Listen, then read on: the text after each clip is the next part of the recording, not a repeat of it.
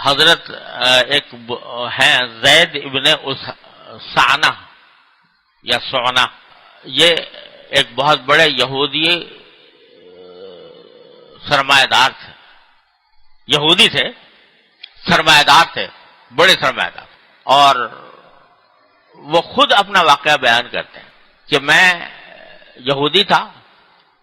اور جب نبی کریم سرور عالم صلی اللہ علیہ وسلم مدینہ منورہ تشریف لائے تو مجھے بھی یہ فکر ہوئی کہ تورات کے اندر خاتم النبیین، سب سے آخر میں پیغمبر آنے والے پیغمبر کی بہت سی علامتیں بیان کی گئی ہیں، تو میں یہ دیکھوں کہ وہ علامتیں جناب محمد رسول اللہ صلی اللہ علیہ وسلم کے اندر پائی جا رہی ہیں یا نہیں پائی جا رہی ہیں۔ تو میں نے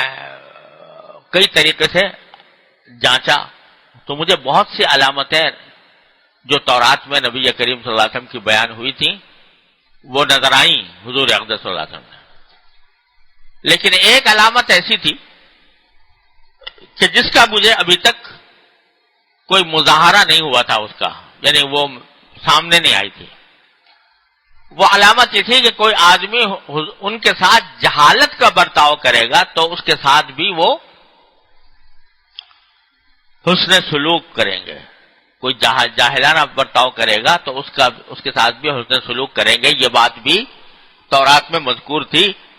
اور ابھی تک مجھے اس کا تجربہ نہیں ہوا تھا، تو میں اس انتظار میں تھا کہ کوئی موقع ملے تو میں اس کا تجربہ کروں۔ تو ایک مرتبہ میں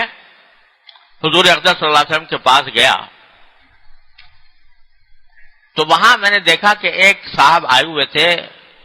کسی قبیلے کے، دیہات سے، اور انہوں نے آ کر حضور اقدس صلی اللہ علیہ وسلم سے یہ کہا کہ یا رسول اللہ، ہمارے دیہات میں جو لوگ ہیں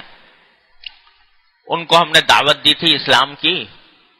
اور وہ مسلمان ہو گئے تھے۔ ہم نے اس وقت اسلام کی دعوت دیتے ہوئے ان سے یہ کہا تھا کہ اگر تم اسلام لے آؤ گے تو اللہ تعالیٰ کی طرف سے تمہارے پر بڑی برکتیں آئیں گی، بڑی رحمتیں آئیں گی۔ تو وہ مسلمان ہو گئے سب۔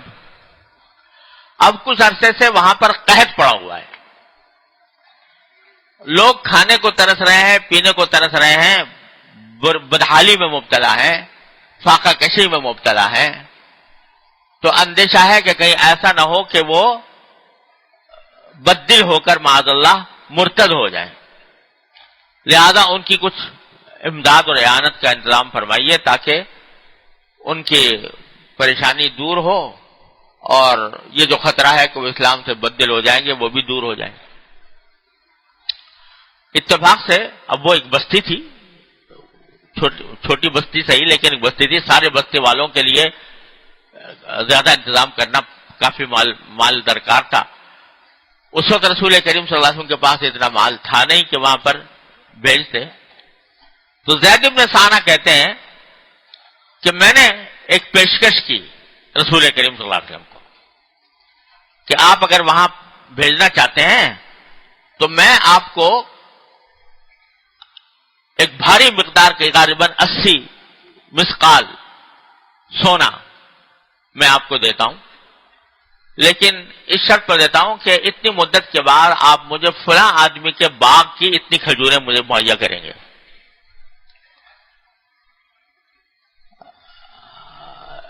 80 مسقال سونا ہمیں دیتا ہوں بشرطے کہ اتنی مدت کے بعد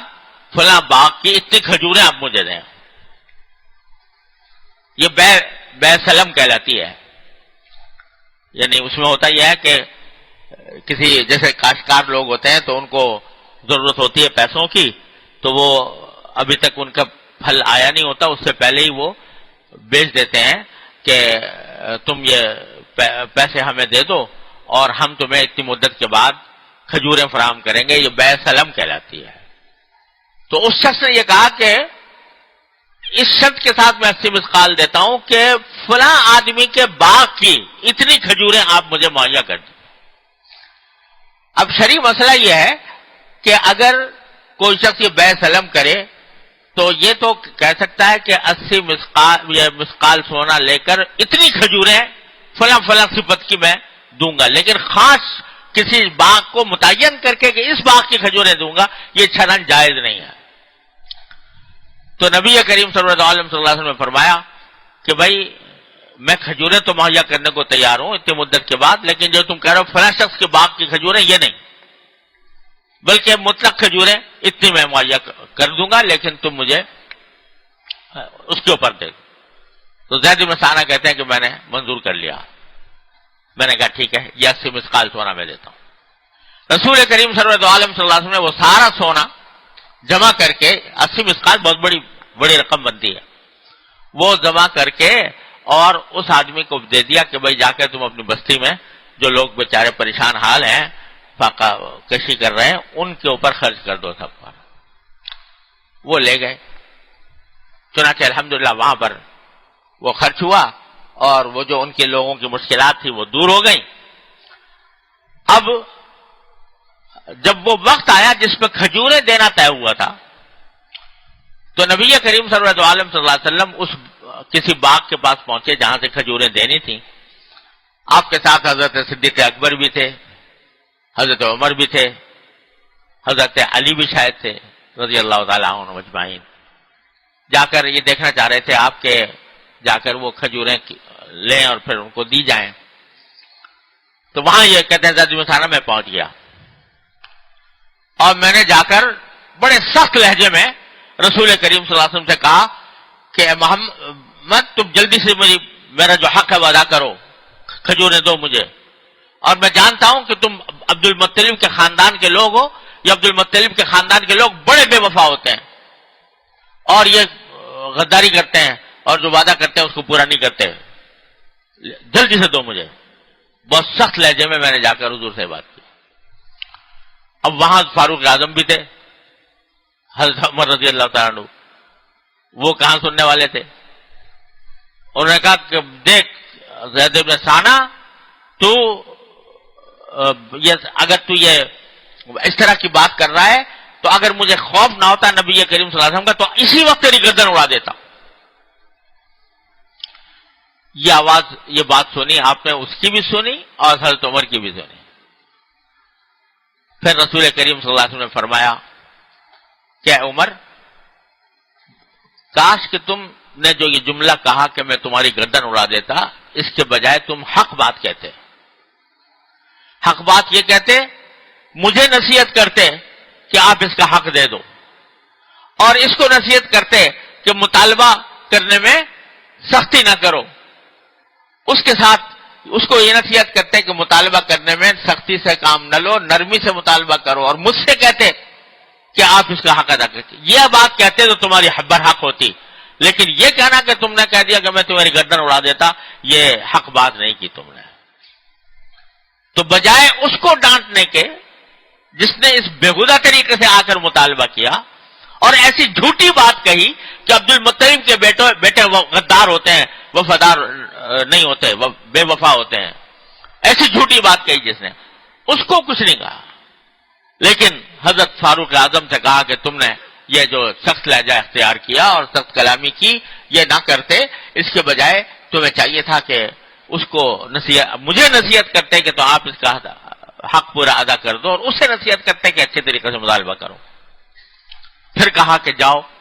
حضرت عمر سے کہا کہ اب تم خود جاؤ اور جو ان کا حق ہے، جتنی کھجوریں ہیں وہ اس کو دے دو، اور تم نے جو اس کے ساتھ سخت کلامی کی ہے اس کے بدلے میں 12 صاع کھجور اور دے دینا، 12 صاع کھجور اور دینا اس کو۔ اب حضرت عمر اس کو لے کے چلے اور جا کر وہاں باغ میں وہ کھجوریں پیمانے سے ناپ کر دینی شروع کی، جو اس کا حق تھا وہ پورا دے دیا، اس کے بعد 12 صاع مزید دیے۔ تو زید بن ثانہ کہتے ہیں میں نے پوچھا کہ یہ 12 صاع کیسے ہیں؟ کہا کہ رسول اللہ صلی اللہ علیہ وسلم نے فرمایا تھا ان کی حکم کی تعمیل میں دے رہا ہوں، اور آپ نے فرمایا تھا کہ چونکہ میں نے تمہارے ساتھ سختی کی بات کی تھی، اس واسطے اس کے بدلے میں یہ 12 صاع تمہیں دینے کا حکم دیا رسول کریم سرور دو عالم صلی اللہ علیہ وسلم نے۔ تو اس وقت زید بن ثانہ کہتے ہیں کہ اس وقت مجھے ایک علامت باقی رہ گئی تھی کہ جو جہالت کا برتاؤ کرے گا ان کے ساتھ، وہ اس کے ساتھ حسن سلوک فرمائیں گے. وہ علامت جو اب تک میرے سامنے نہیں آئی تھی میرے سامنے آ گئی. اور پھر میں اگلے دن پہنچا نبی کریم صلی اللہ علیہ وسلم کی خدمت میں، جا کر اسلام قبول کیا، کہا کہ اشہد ان محمد رسول اللہ. اور اس کے بعد پھر نبی کریم صلی اللہ علیہ وسلم کے ساتھ ہر معاملے میں شریک بھی رہے اور بہت سے غزوات میں حصہ لیا. یہاں تک کہ پھر حضرت عمر کے دور میں، حضرت عمر رضی اللہ عنہ کے زمانے میں بھی غزوات میں حصہ لیا، اور شاید یرموک میں کسی غزوے میں، اب مجھے صحیح یاد نہیں رہا، غالباً کسی اس میں شہید ہوئے رضی اللہ تعالی عنہ وارضہ. تو آپ اندازہ لگائیے کہ ایک شخص آ کر نبی کریم سرور عالم صلی اللہ علیہ وسلم سے سخت، نہ صرف یہ کہ سخت کلامی کر رہا ہے، بلکہ یہ تہمت لگا رہا ہے کہ تمہارا خاندان جو ہے بے وفا ہے، تمہارا خاندان وہ